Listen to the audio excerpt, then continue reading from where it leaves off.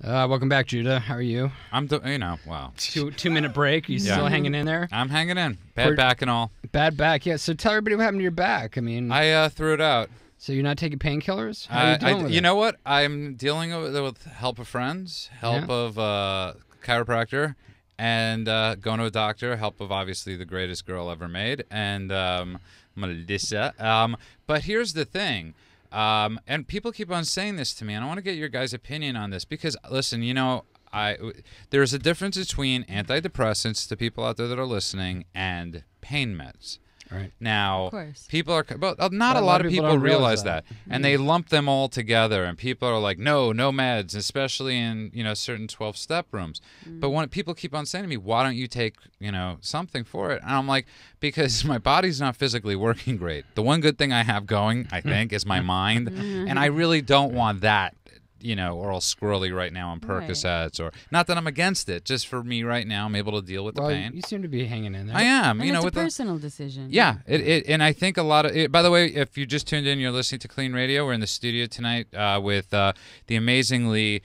Really, just beautiful, and Mark Gantt, just a great actor who's coming out on a new show. I think I have man love for him. Is he coming out with a new show? Or are you coming out? He's coming out. He's coming out. It's fine. Wow, it's so cute. Andrew, you're on top of your game, and that was great. Wasn't that difficult? We got him blushing. It's true. And you're coming out with a new show called Poker Girls. Yes. Is it about? Is it what the title says? Yeah, it's about a female detective who goes undercover to kind of I thought it was a ripoff of the real L Word. So. Or maybe. oh man. Okay, nobody got that. All right. It's all right. So sorry. Go ahead. Sorry. Go ahead. No. And so it shoots in Calgary and Dominican Republic. So I leave a week from. So you're Monday. either really hot and humid or freezing. Exactly. Wow, that's quite a mix. So you have to do us a favor. You're going to be on the road. I want you to call up Clean Radio from the road. You listen one Sunday night. Yeah, absolutely. Because we have it's really cool. There are like sober truckers out there. I found out that are listening to Clean Radio. Really? That's awesome. I mean, and that are listening as they're going down the road, and it's like sort of like a meeting they have. And along the way, and we're also in the studio tonight with the amazingly talented Erica Spiegelman, the girl that could do it all. She's an addiction another semi-vague reference. An addiction specialist. She writes for. She's a writer. You shouldn't do marketing. I got to tell you. No, I do. I do what is called vague marketing. Vague marketing. I work at some treatment centers. I'd be a perfect Hollywood manager. Yeah, absolutely. It's like, right. And Erica Spiegelman, who just who has many things, has a blog. She's a therapist. She writes for Maria Shriver, who has the blog. She blogs herself. And my own blog. And you were telling me about how many people are contacting you, especially from Florida. We have a lot of listeners in Florida. Yeah. Let's take a call. Okay, why not? sure. Yeah? Yeah. How about it? All right. On line one, we got Louisa from Cincinnati. Louisa, welcome to Clean Radio. Thank you. Welcome you? to Clean Radio, Hi. Louisa. Hello. Hi. How are you? I'm a really big fan of Mark's. Oh, good. Okay. So obviously so am I. But I'm curious as to what his vices were and what he's sober from. What weren't my vices? Basically, alcohol and cocaine, crystal meth. Those were kind of my three, go-to things. And I think, smoking in the last about 10 years is something that I've struggled with off and on. And the last 6 or 7 months, I haven't. It's been 7 months since I haven't had a cigarette. But it's an interesting thing that it's like it is like I'm looking for something, whether it's poker, whether it's smoking, whether it's Kickstarter. Ask my friends. I'm addicted to a lot of things. Do you find that?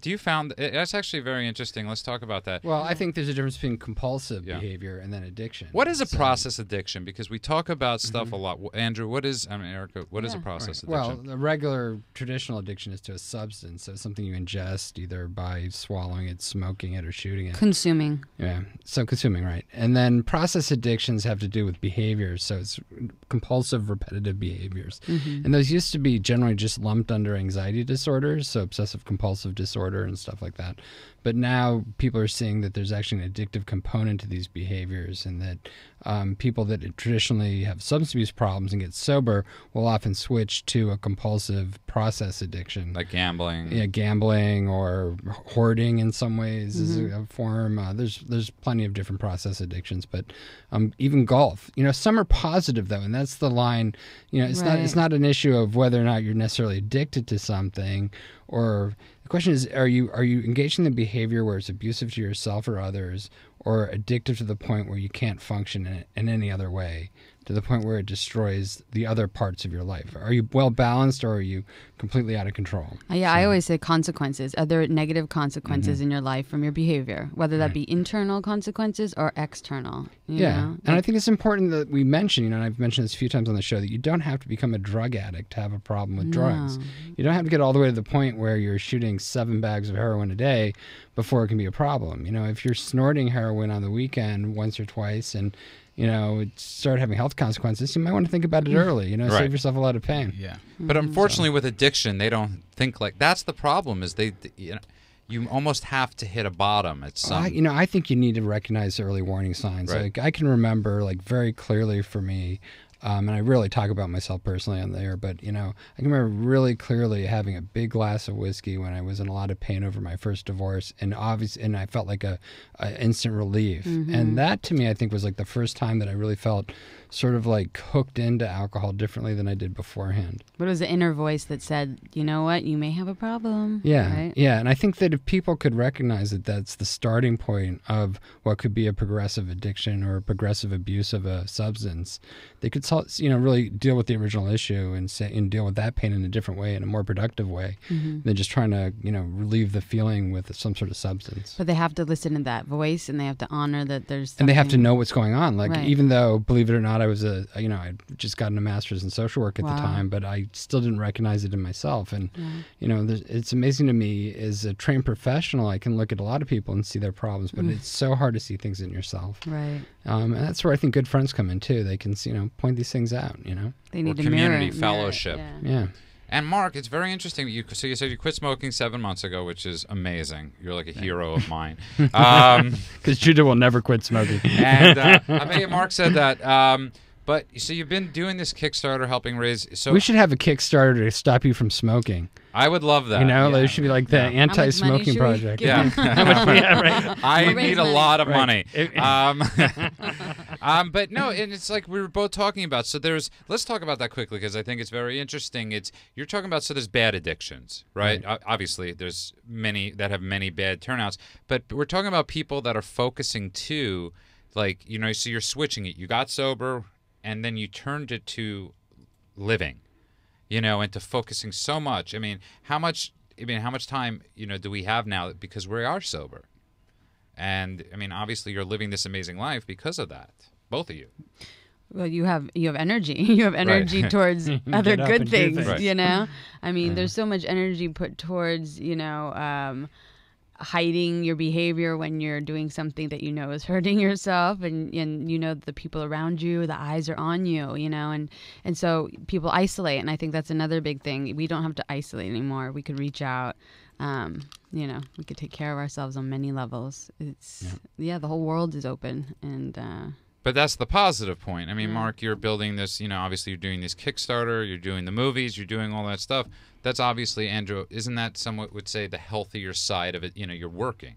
Well, I've always said that work is really important, and people can be compulsively workaholics and interfere with their family life and their relationships with their family. But for the most part, people need something to do all day, and our society changes so quickly, and we don't have to get up and farm to make sure we have something to eat. I do. So, well, you probably do. Speak for I don't yourself. pay you well I'm Farmer Judah, okay? But for the most part, we have pretty easy life in the United States especially. And so you got to find something to fill in that time. And, we have this huge luxury of really having enormous amounts of hours during the day to do things that people never had the chance to do before throughout most of human history. That's what I get. The number one question I get is, okay, now what do I do with myself? I don't know what my passion is. I don't know myself, because some people don't know themselves. Or is there a sense of purpose to life? What do you tell people? Because it's a It great is. That's question. It's everyone's, yeah. You're supposed to not tell them. You're supposed to have them figure it out Right, themselves. right. But they really are lost. They really just say, like, Well, where do you start? Right. I'm not even saying how do you start that process. How do you start the process of finding yourself? you say, well, I say, let me help you figure it out. You know, what do you love? What makes you smile? What are you passionate about? Or what did you used to like before you started this behavior, this negative behavior? Maybe we could, revisit some of that stuff. Yeah, it's really hard. People don't know themselves. They get so far from who they truly are in their hearts that when they're sober and they're finally back again, they have to start over. And sometimes that takes a while. Yeah. When people have been addicted to something for a long time or they're using multiple drugs, they really, they're not going to know who they are for a year. It takes a good year before they can even really start kind of like cleaning up what's going on in their brain. And I can't stress the importance of people taking time to like recover from addiction. This idea that like there's instant gratification in America. I'm hungry, I'm going to go right to McDonald's and get my food. Another plug for McDonald's. There's two. Right? Well, I got to fight all the anti-McDonald's people. He's a walking plug for McDonald's. Okay. By the way, if you just tuned in, you're listening to Clean Radio Live. That's Clean with a K. The number here is 888-539-2980. That's 888-539-2980. We're in the studio tonight with Mark Gantt and the Erica Spiegelman, and of course Andrew Spanswick. Right. Who has gone to McDonald's. Yes. Who's gone to McDonald's? The advocate for McDonald's. And we're talking about. I mean, this is very important stuff because it's what somebody gets sober, and everybody, not just them right away. I think the pressure comes from family too. I know, Mark, you were 19 when I got sober. You were obviously, Erica, very young. I was too. There is pressure. Oh, what are you going to do now? Are you going to go back to school? Are you going to, and you're like, whoa, I was in a coma for 20 years, and really that's what it is. And you're waking up and everybody's like, well, buddy, keep it moving. It's great that you're, and that's why the great thing we were talking about is the fellowship, because there you get that thing where it's like, you and Barry used to go and eat every day. And not at McDonald's. That's a good example of mixing one addiction for another. Right, but you had this common bond where you were every day, you were going to do something. I think it's just I was his only friend that could actually pay for a meal once in a while. And so what did you do right away? I went back. It's funny. It's like I've done a lot of the stuff that I talk to a lot of people I work with is just, first of all, I just had to get a job. Like, how do I just like get a job and be a worker amongst workers, And so I got a job and I was working at a grocery store. And then like in that first year, it was like, oh, the San Diego thing was like an interesting opportunity. And so I did that.